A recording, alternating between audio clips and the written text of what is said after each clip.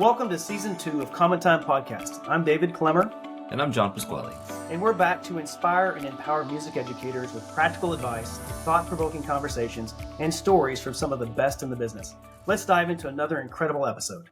Welcome, everyone. Our guest today is Maestro Larry Livingston from Los Angeles, California. Welcome, Professor Livingston. Thank you for having me. Happy to be here. We are very excited and honored to have you today. Professor Livingston is known worldwide as a conductor, but he's not just a conductor. He's an educator, an administrator, motivational speaker, and I could not be more excited and honored to have you with us. So thank you again. John, why don't you get us started? Thanks, David. Hello, Professor. Good afternoon. It's certainly good to see you. So I'm just going to start off right away talking about your approach to conducting. Having seen many of your concerts and just hearing the product, it is just unbelievable. So how has your approach to conducting evolved over the years? And then what experiences have you had that have most significantly impacted your philosophy of conducting? That's a question we could spend a lot of time on. I will try to be economical and responding.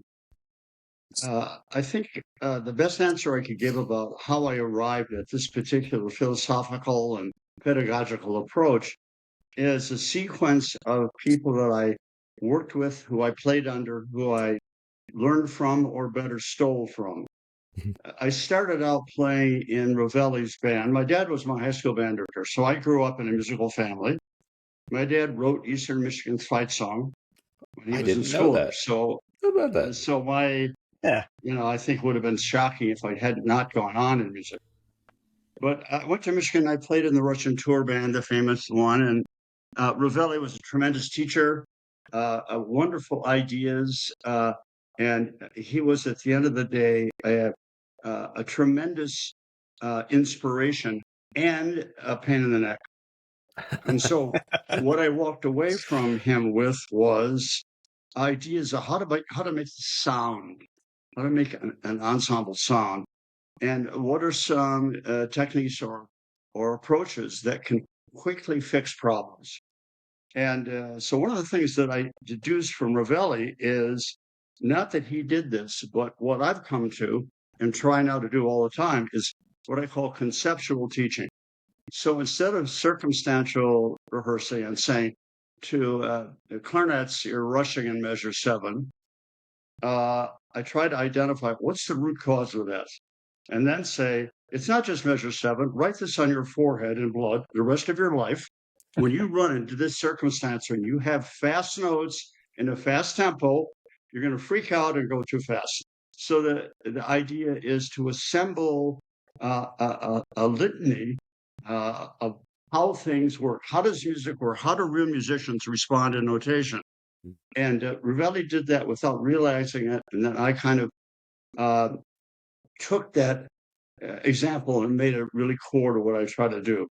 Then I went to Luther College after I graduated. Weston Noble, who was not a legend now because people forgot, but he was a tremendous person, a musician. He was the band director at Luther. Luther was a really good band. I went there. I was 23 years old, Crime Against Nature. I'm teaching people my age, and I had the varsity band. But I went to watch Weston's rehearsals, and my first thought was, this is not going to be good. Why? He's not mad at the band. He's not making them wrong. And then I noticed in his choir rehearsals, the students were holding hands, and he had created an aura in the room. And that aura was based on another element that I have tried to cultivate, which is, in the end of the day, it's about those people. And that means that if you're doing an all-state or working as a guest conductor, learn the names of everybody right away. So at my age, 407, my memory is not quite as sharp as it once was, but I still try to do it. So I discovered that if you say, hey, you in the back, you're playing too loud, as opposed to, Joanne, I love the way you're doing this, just a little less sound. And that personalizing of it is something that I attribute to the influence of Weston. Plus, Weston believed, as I do, that everyone who's born has an A inside. I don't mean 440. I mean, has a level of achievement that is extraordinary. And what we're up to is not forcing them to play better, but helping them navigate the highway to that excellence and then releasing it, setting them free. And so that's a second premise of mine. A third premise is, and I think I share this with all of the band and now wind ensemble people of this generation, and maybe the one before, and that is, if you want to make an artistic statement, the best way to get there is not listening to a lot of band music, but listening to great orchestral music. Now, asterisk, there are a lot of wonderful band pieces and a lot more happening now. But the point is, if you're trying to think about phrasing, color, the shape of a musical idea, what does forte mean? All of those things, for me, the reservoir of great orchestral music is a tremendous resource for informing whatever I would do with the wind band. And even though as Bob Reynolds would say, I'm also a trader, like Larry Ratcliffe and Don Schleicher and on and on. I still love doing wind band. I have no sense that it's something I'd rather not do. I love doing it. But I don't listen to band music a lot because I am trying to get deeper into the well. And the best way for me to do that is to go into a well that's so deep you cannot get to the bottom. And what I mean by that is, little parentheses here. There's a reason why Mozart is more listened to than Clementi. There's a reason that Beethoven is more records in disc CDs. Well, forget that. That's gone. More MP3 players tuned into Beethoven than Hummel. More people who are going to listen to Dvorak than that other friend of his, whose name I've suddenly forgot. And the reason is the best composers, in my view, knew more about the human condition. So when you're listening to Mahler, for example, Mahler's exploring the entire encyclopedia of what it means to be human, preoccupied with death, the sense of ecstasy, surprise, bad jokes, anger, rue, tenderness. And those composers encoded in sound have found a way to realize that what we're doing is talking about what it means to be human. And so that's the third element. And that's one of the reasons I jumped ship and went over there to the wire choir, to the dark side, because I wanted to get better at understanding music in general. And ironically, studying Dvorak G major symphony helps me do Sousa. Now, you may think that's a big leap, but so that's a third element. And then, if I keep going like this, we'll be here until you guys' hair colors like mine. So I'll try to be a little more efficient with time. But the next thing, which has become very central to my music ed quest, and that is all music counts, all of it. So the idea that there is a kind of hierarchical musical relationship. And up here we have Mozart and Bach and those clowns. And then down here is Frank Erickson. No, I didn't say that. Down here is hip hop. I disagree. It's all music. It all counts. Music from around the world. The relationship of humanity to music and all of its variants is essence to what it means to be alive. In fact, as my friend Ben Sanders says, you can't really be fully human without music. It doesn't have to be my music. It doesn't have to be you playing the clarinet. Its ubiquity and its penetrating capacity to arrest the human sense of what's going on in the world, such that it kidnaps your attention and you can forget you're going to die one day. How about that? And so I put all music up on a scrim, and you can take whatever you want to from it. And that's because what I want to do as a music educator is to balance two very important focuses. One is excellence. So despite my quite broad appetite, excellence still counts. So a band that plays really well, to me, is a valid goal, but it's an incomplete goal. And the reason it's incomplete is if your goal is to win the contest, get straight A's, and then have the losing band become indentured servants of your kids, I think you are on the wrong road. So that the excellence on one side of the equation and the other side of it is teaching them so they don't need you.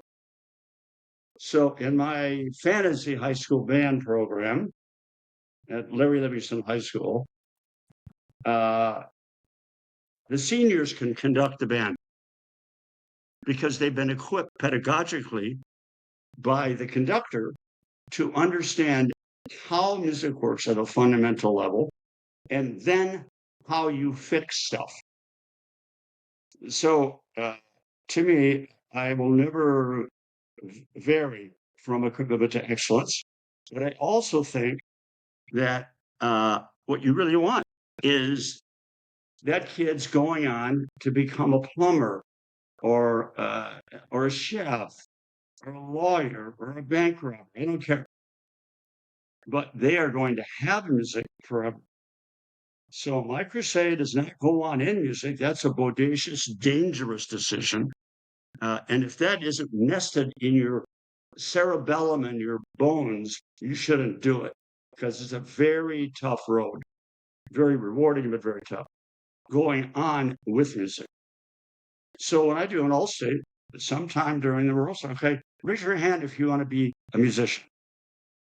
And always some kids will raise their hand. And my response is, really? And then I pause. And I say, good for you. But I just want you to know that that's a decision which is pregnant with chance and disappointment. So go for it. Don't let your mom talk you out of it. She's going to tell you, oh, you an idiot? Well, you want to be a professional musician?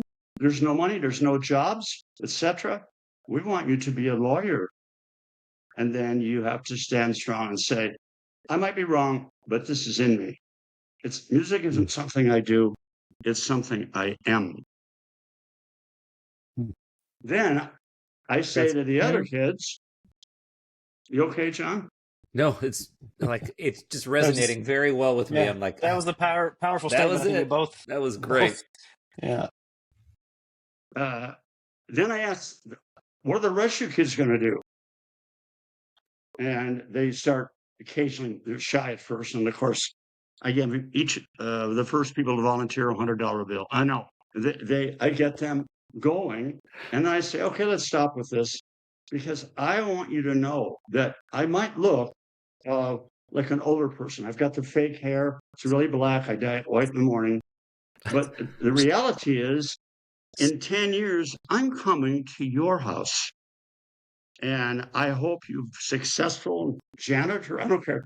Pick a profession that you feel you'd like to do. And I hope it's successful enough. So I hope you are happy. Maybe you have a couple of kids, a dog named Billy and Alexis. And when I knock on the door, I want to hear you playing, even if it's mediocre, French horn or viola. Maybe snare drum. That's a reach. But I want you engaged in music because all of the data in neuroscience is in, and it does have a profound neurological effect on you. We know that oxytocin and dopamine is being fired all the time by the neurotransmitters in your brain when you do music. So it will, in my opinion, also keep you safe. It will give you a spiritual experience that nothing can quite match.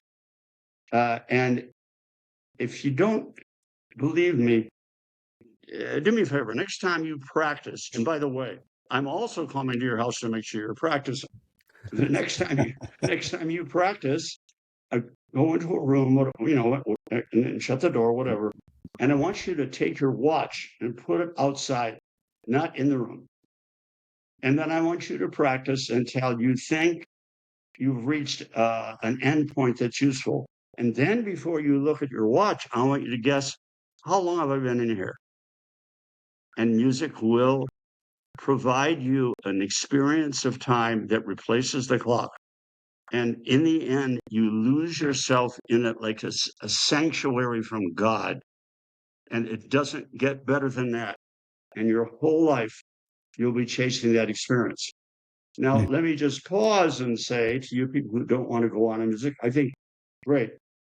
Do not choose a career because your guidance counselor says you'd be good at it.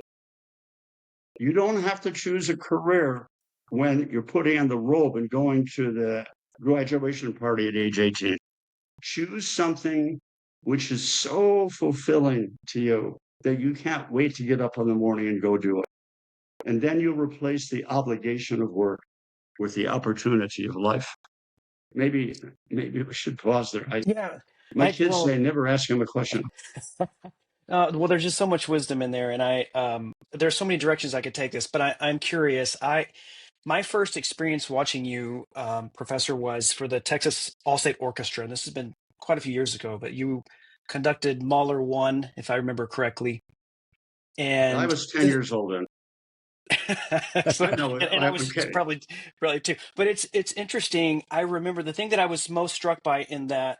I mean, the performers were amazing, and the what you did with the piece was amazing. But what I remember the most was at the end of the piece, thunderous applause, and you immediately left the podium and went to the oboe player, and you asked that individual to stand, and it was in this most respectful way, like you were, and then you went player by player and inviting them to stand and acknowledging the gift that they had given to all of us that day. And it was a culture. It was something that I hadn't quite seen in, and I'm a Texas band kid. I just hadn't seen that kind of, um, I don't know if I would call it love or just respect or adoration. I'm not even sure. But so my question here, because we do have a lot of music educators listening, when you're working with young musicians or younger musicians, not necessarily little kids, but like not professionals, what are the core skills and qualities that you would aim to develop beyond the technical proficiency aspect, if that makes sense?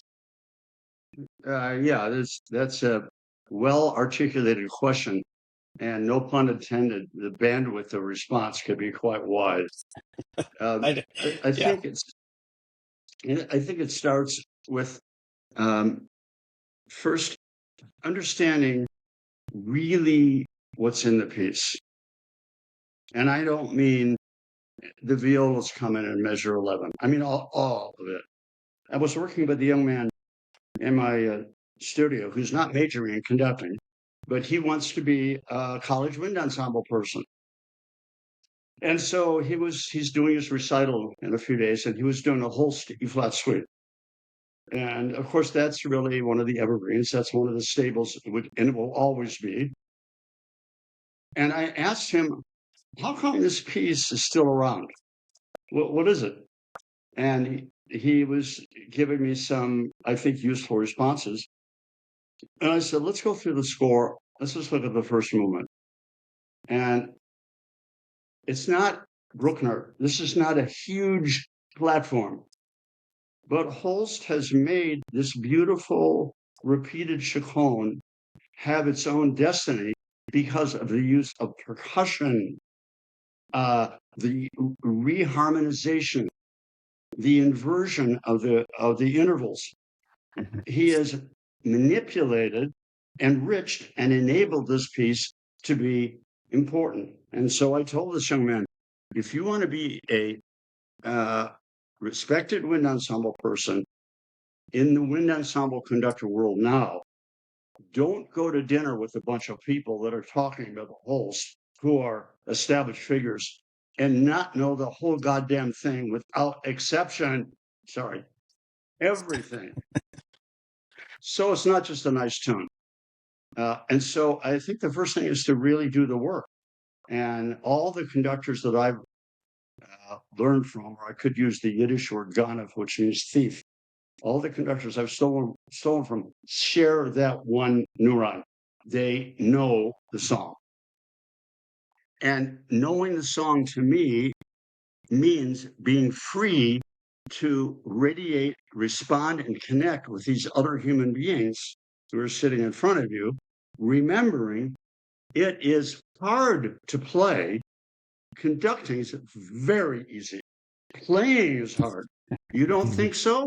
Take French horn lessons and then play the opening of Bruckner 4, where that's where you're going to become an alcoholic in 30 seconds because look, all of this is fraught with challenge.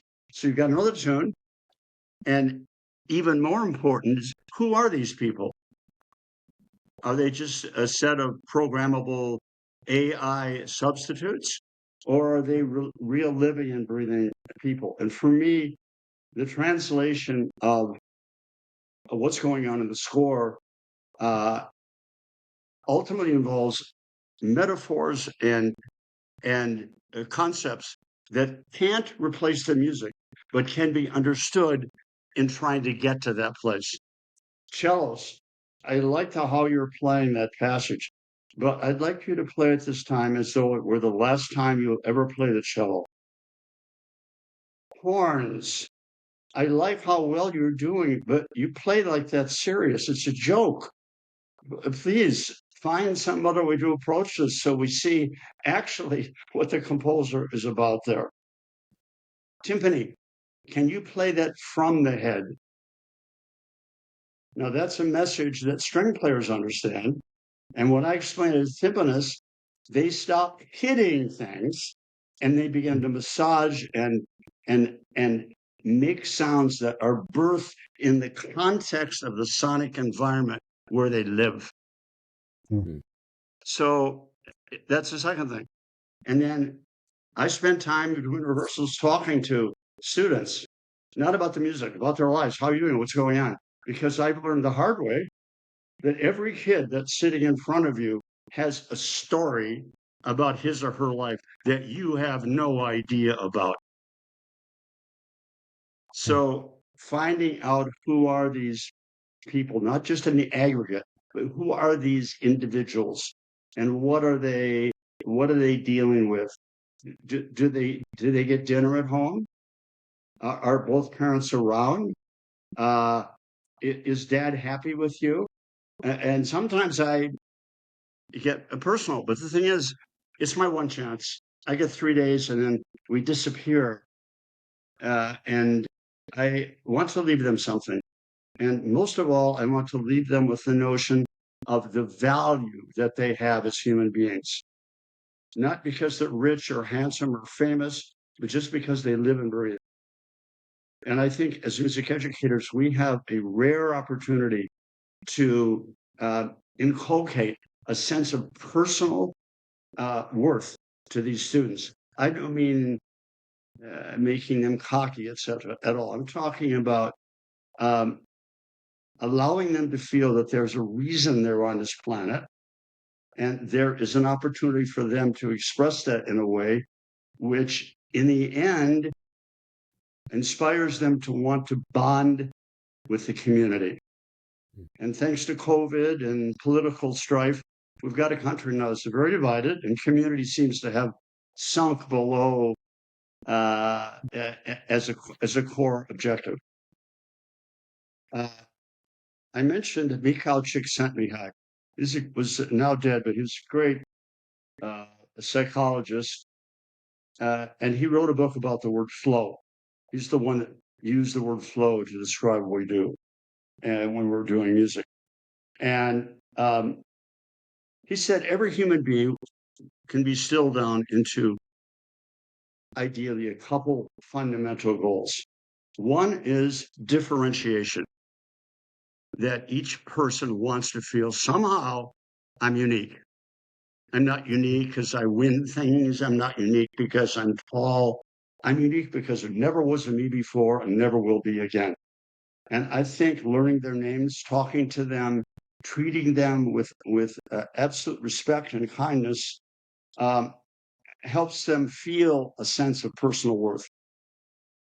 I was doing, I think Mahler 2, maybe in Texas, and it was a wonderful solo for English horn.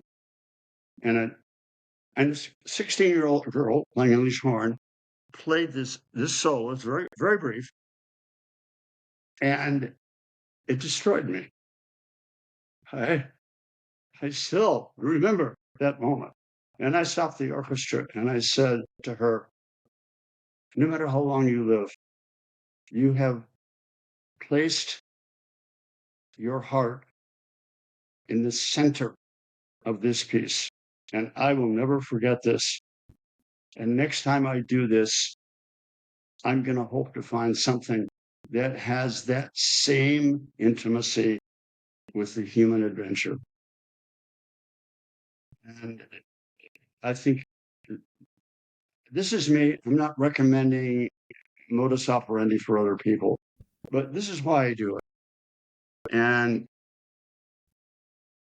someone asked me the other day, with the ridiculous idea that I'm not immortal, I don't know where they got that, said, when you are on your last legs, the end, when the end is near, what is it you want to feel your contribution was? And they said it was the headlines and, running for great music schools and reviews. No. The effect I had on other people.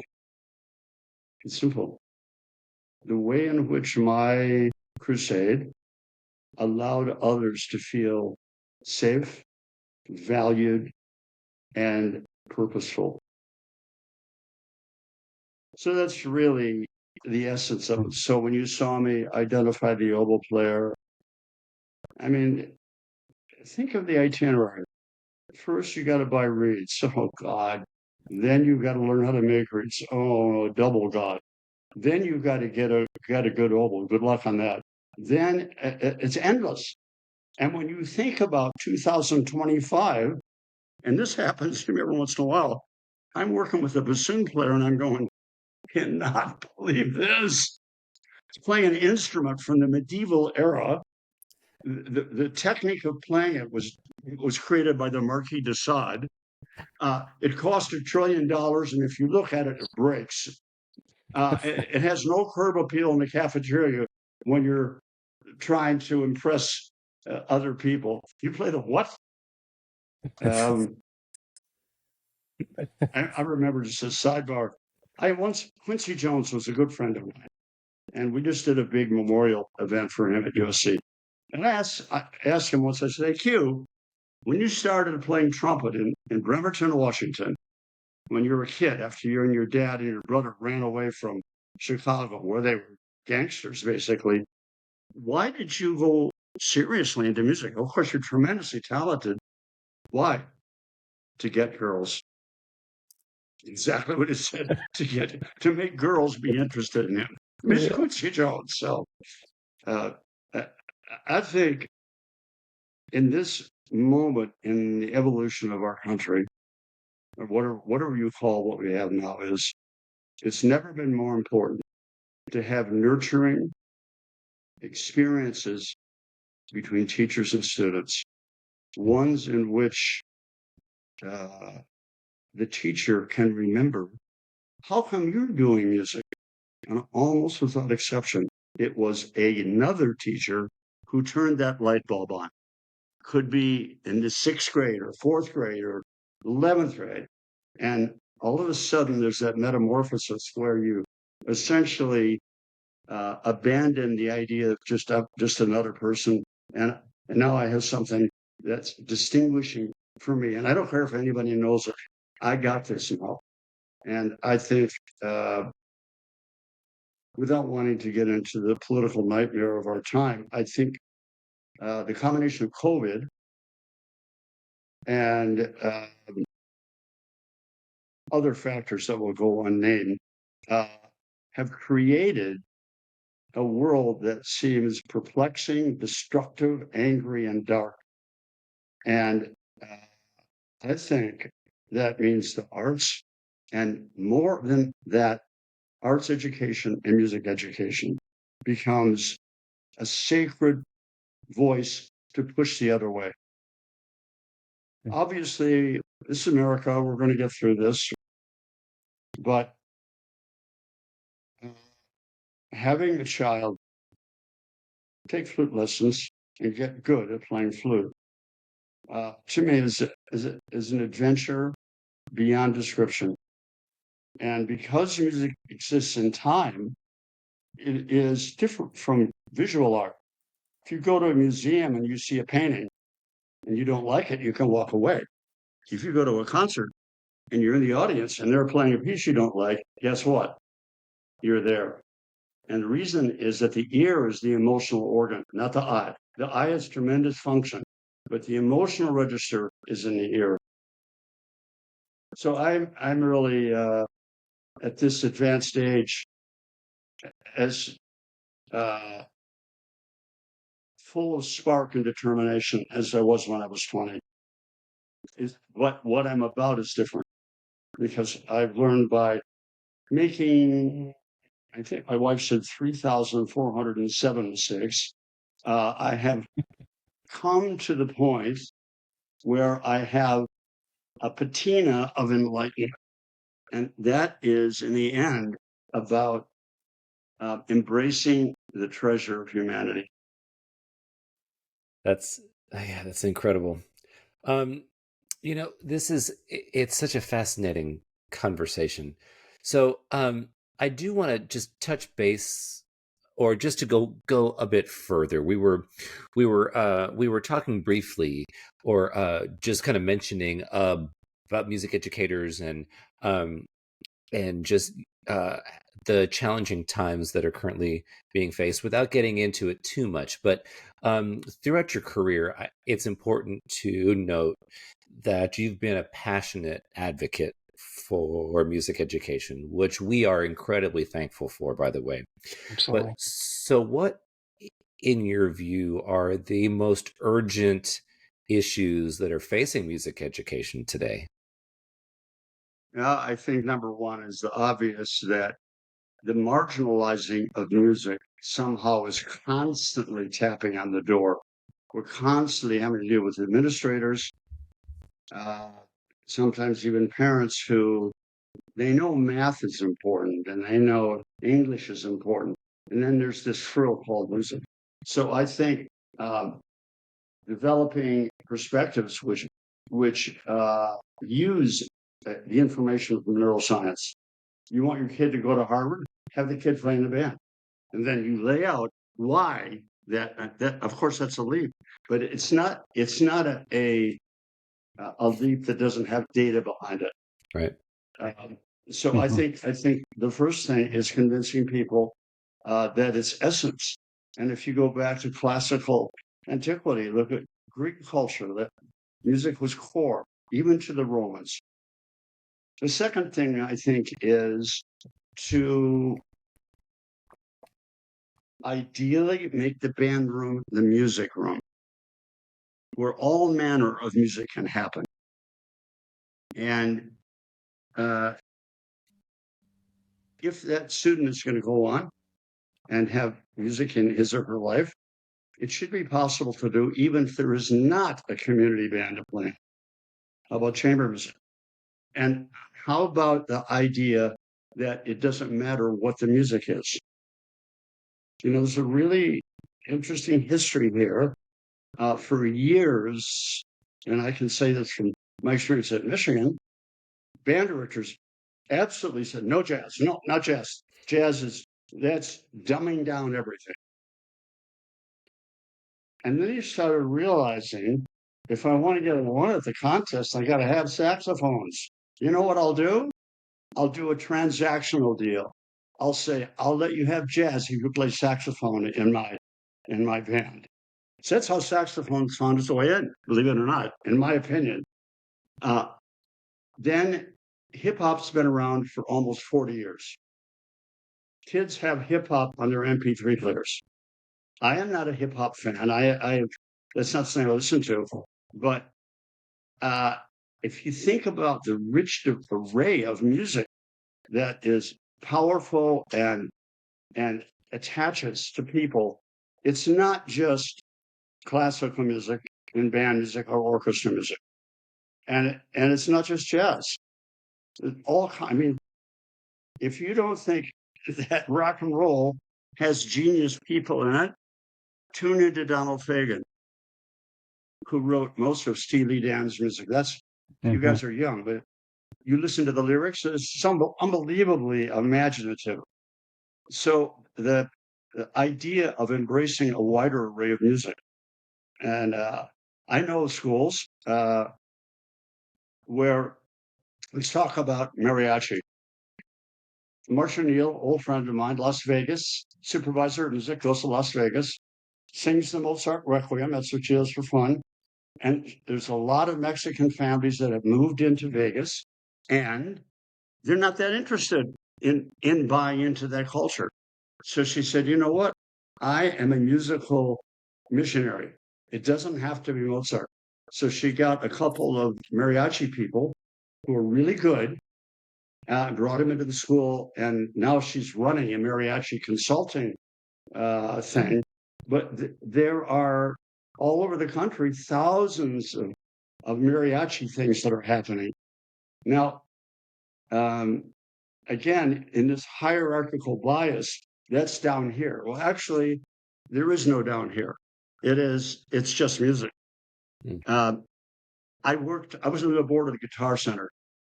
I don't play guitar. I don't have a Marshall amp, etc. But I was doing it because it was a business commitment that I made that was provided to me. And so I started learning more about guitar.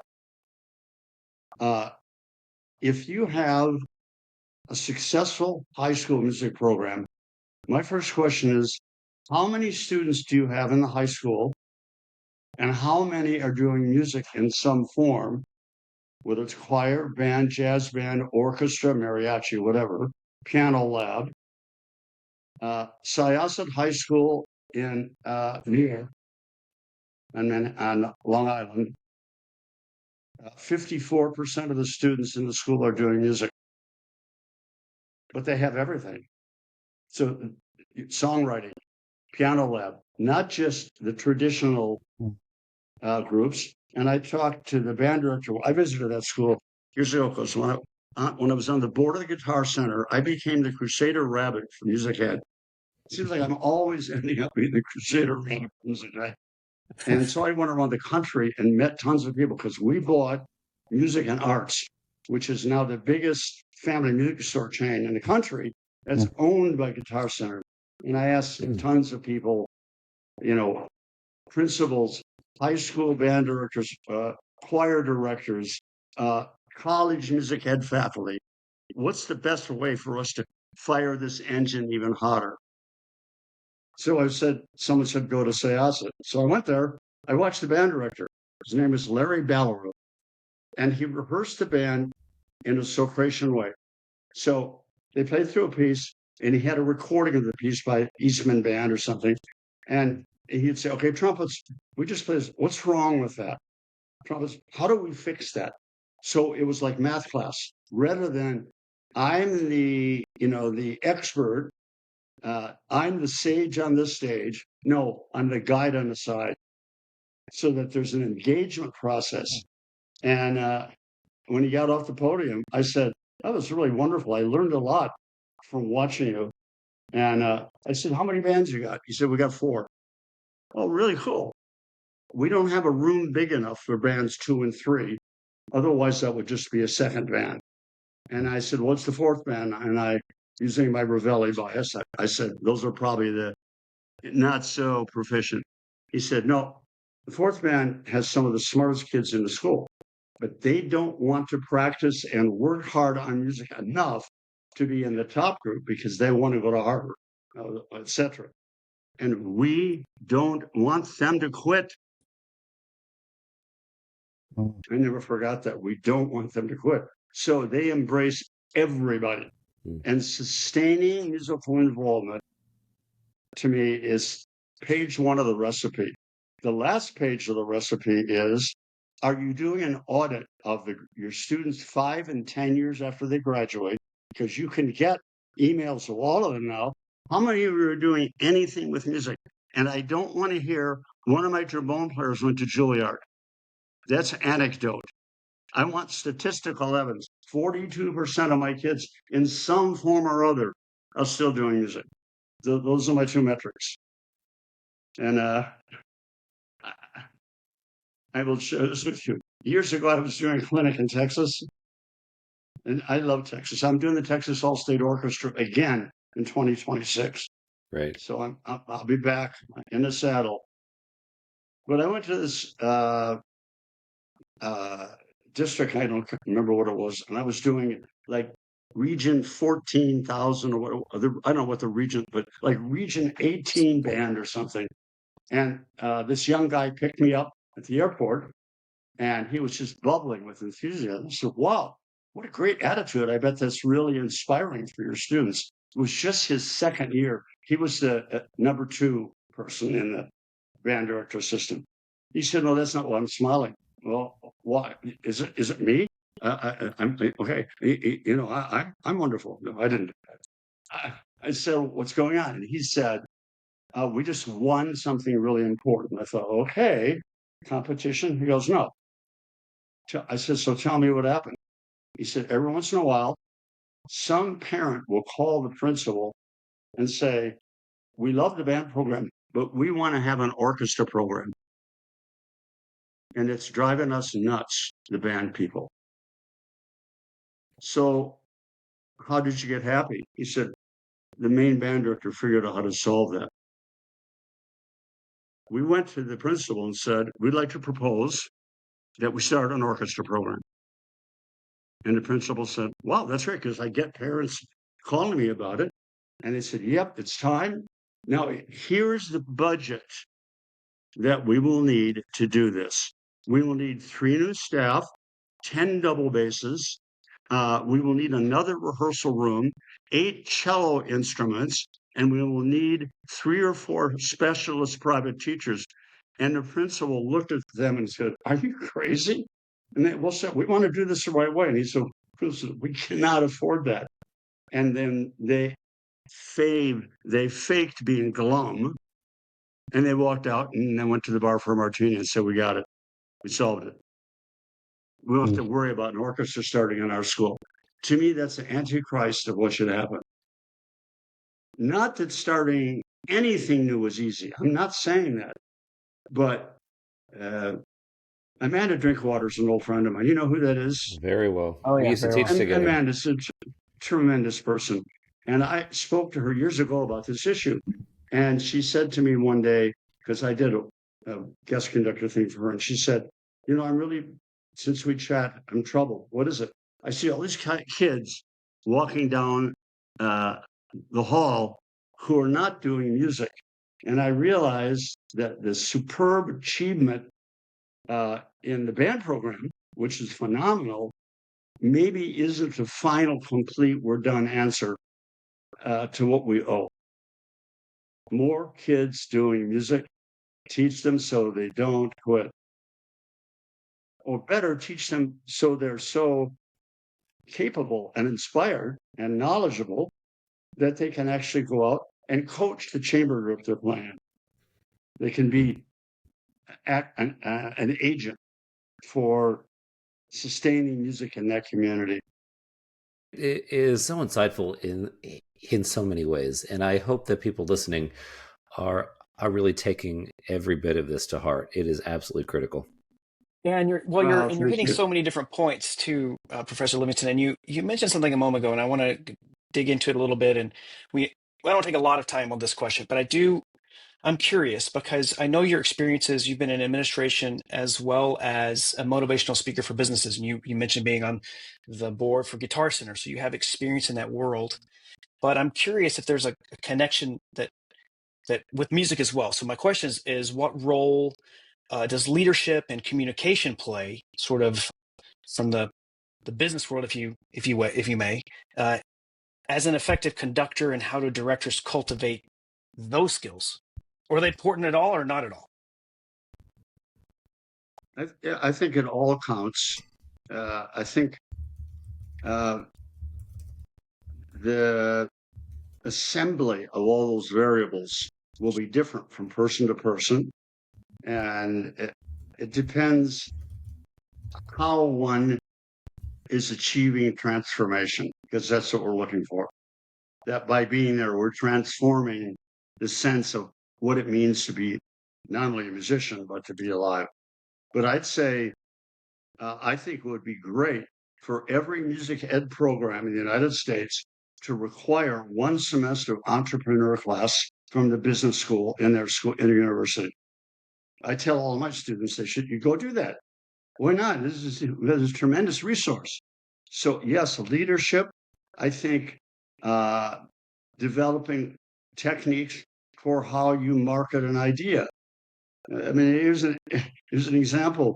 You go into the principal and you go, all right, thanks for your time.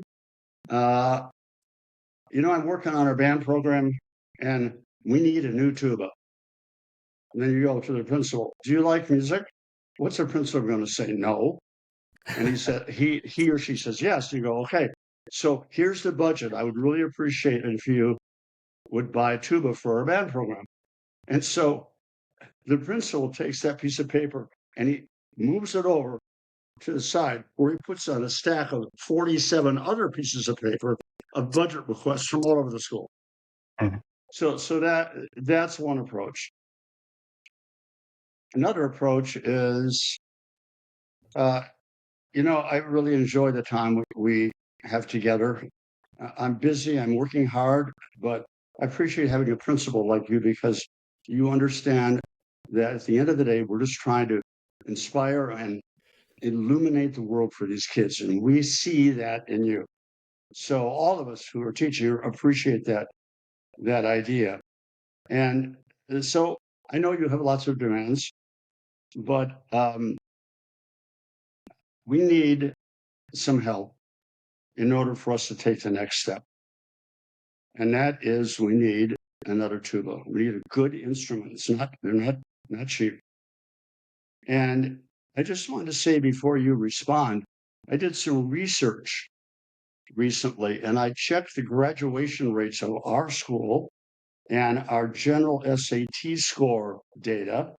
And I compared it with the school 6 miles away, which has the same demographic, all the same fundamental traits, and a lot higher percentage of their kids are graduating or going on to colleges or better colleges. And they have a really wonderful band with a full tuba section. So I just, in the spirit of trying to help you, I'm giving you here an idea that you may find has some dividends for you as the caretaker.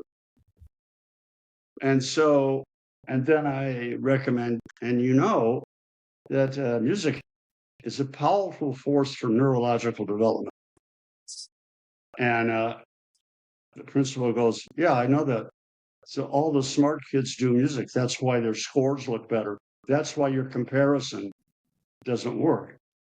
Mhm. And so I show them the Florida study, which is pretty hard to shout down. 190,000 kids surveyed from all kinds of schools.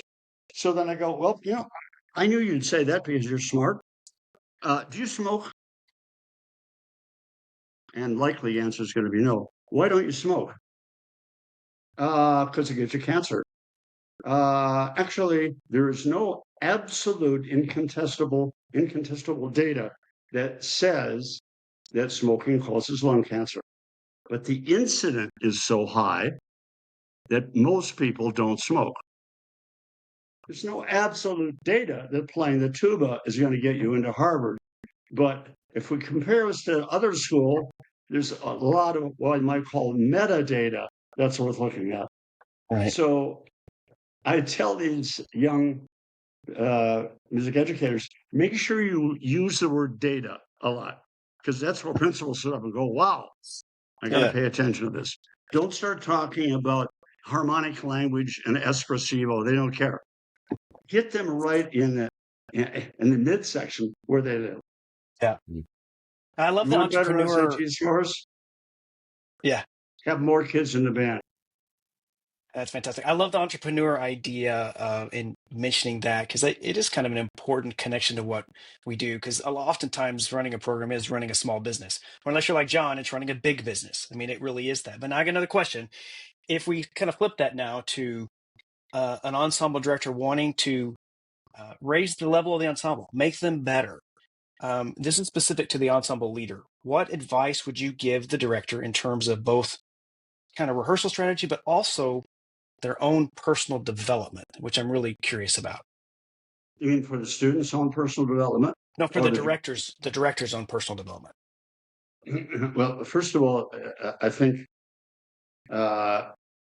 it's obvious, but often lost in the shuffle, that they're not going to do anything unless they want to. So you have to find a connection, and my experience is often critical to develop a committee, a leader group, kids in the band, in the orchestra, kids in the mariachi group, and to talk with them about take them to lunch. I just want to share something with you, and then I want to get your input. I think we're doing well. I love what we've got. It's good. But I think there's another level of fulfillment, not just getting good ratings at the contest, but actually in terms of your own development neurologically and spiritually. And to do that, we've got to find some highway, some approach that will do that. And to deputize the students then to take on a leadership role with their friends in the cafeteria, wherever, and lay out there, here's what I think we could do if we can convince people about what it takes to get there. So to me, that's essential. You can't just do it because you want it. They have to want it. And they have to know what's the payoff if we do that. And you can't say that you win a lottery and go to Paris. I mean, it's not definable in those terms. And then I think also if you go to a bookstore, assuming there are any left, or just Google inspirational books. There must be now 40,000 books on how to light the flame, how to ignite a situation. And almost all of those have two things: some good stuff and a lot of stuff that the other books have, but said in a different way. So, part of the problem with being a public school music educator is you start being a music ed major in college, you think, I can't wait to do this because I love music. And then you get to the job and you realize about 1% of my time is music. The rest of the time is filling out forms, calling parents, submitting a budget, et cetera, et cetera. Right. And after a while, you sort of forget what drove you to do this. So I think you have to cut through the avalanche of stuff that will kidnap your time and leave you dry, and just sit down and say, why am I doing this? Because I took this job because I felt we could grow. I think we're growing, but not enough. What's the impediment to growing more? Could be me, not the kids. Don't start with the kids. What is it that I need to do differently? And there are a variety of ways to do that, various reward systems, etc. But I have found also that getting the community to buy in and the parents, because in the end, you have to be a salesperson. You have to market this thing, and having the principal come and conduct a concert, having the PTA president sit in at a rehearsal, the engagement, so that there's a buzz. And part of that challenge is the buzz starts with marching band. Almost everybody who has a high school band program is either blessed with or stuck with, depending on your point of view, marching band. And my opinion about this is marching band within its lane is a great thing. The problem is letting it occupy the whole road. So having a good marching band that plays together, that plays in tune, that's using oral skills, that's not simply out there, moving up and down a field. You can cultivate values in the marching band, and rather than fighting it, typically the principal is going to decide how you're doing if no phone rings on Saturday morning. I'm being blunt, but Yeah. I hope that you, okay? Mm-hmm. And so you might think the music program is X, but the principal's going to say it's Y squared because Friday everything seemed good and no parents called me on Saturday to complain. So you start with that and you use that. Okay, Mr. or Ms. Principal, I'm glad you're happy with what we're doing, but I need to tell you that, and the ultimate objective, I'm guessing you're wanting our students to be really good at math so they can use it. I'm wanting my music kids to be good, not so they can march in a band when they graduate. I want them to have the full value of music.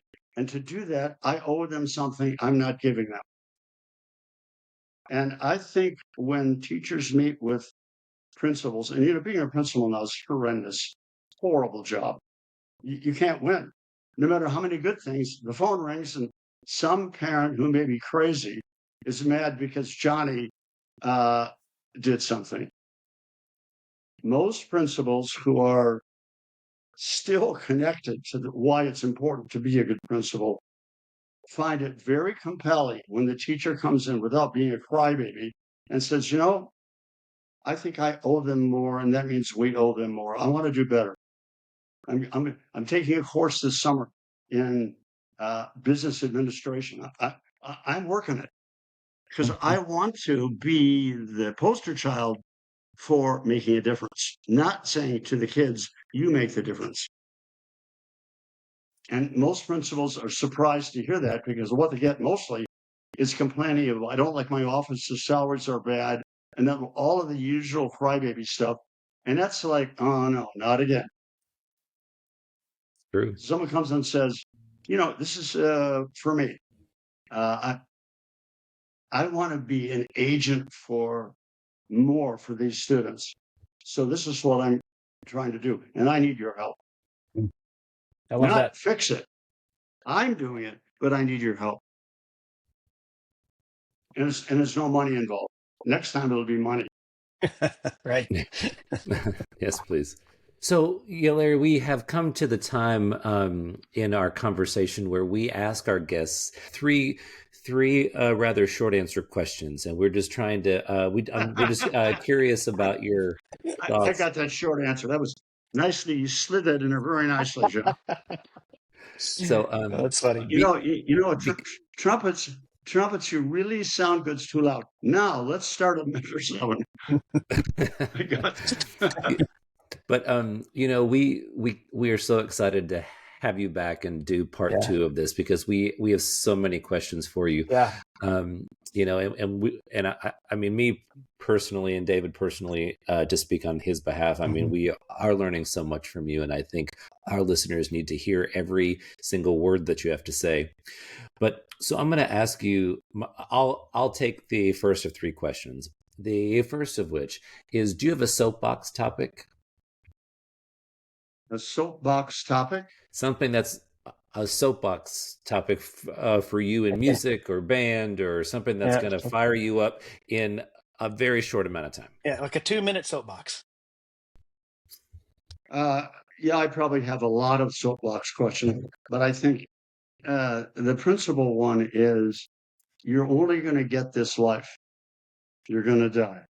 So when you think about the time you have on earth, go to a cemetery and you'll see on the tombstones a birth date and a death date. Live the dash to its fullest.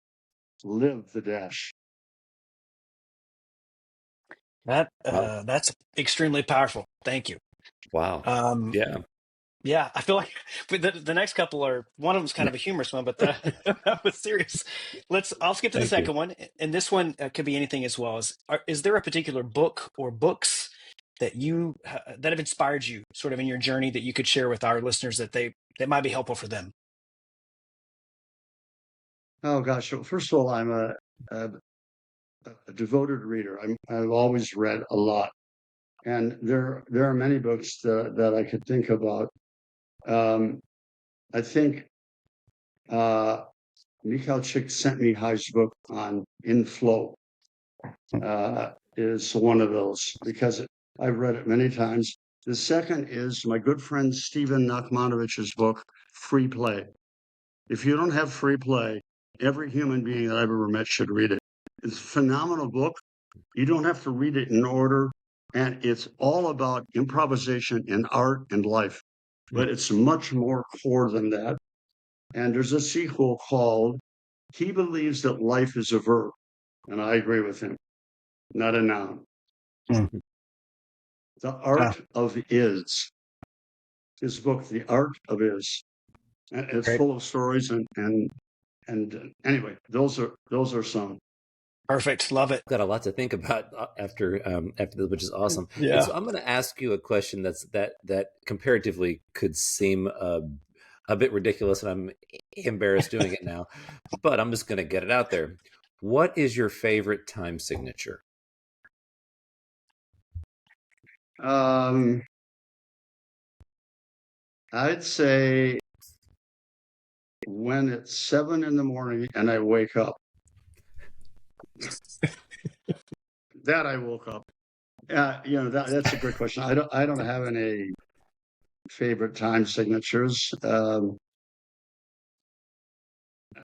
not quite sure how to respond to that. And I I'm like sorry five. if it's ridiculous. I love 5/4. Okay. The first piece of consequence that's in 5 is the slow movement from the waltz movement from Pathetique Symphony of Tchaikovsky. Oh, I didn't know that. It's a really magnificent piece in 5. So 5/4. Let's say it's 5/4. 5-4. So we asked that question because there's only one correct answer, and that's common time, but it's just for humor. So we just do it for fun. As opposed to Uh, uncommon time. Okay. exactly. Professor Livingston, this has been a fantastic hour for me personally. I am just Yeah, thankful that this has been special. you've given us your time today. We are honored to have had you on. We just really appreciate it. I just want to say thank you again. Okay. Thank you so much. Thanks for tuning in to this episode of Common Time Podcast. Don't forget to follow us on social media, and we'd love it if you shared with your friends as well. We'll see you next time, but until then, keep making music and keep making a difference.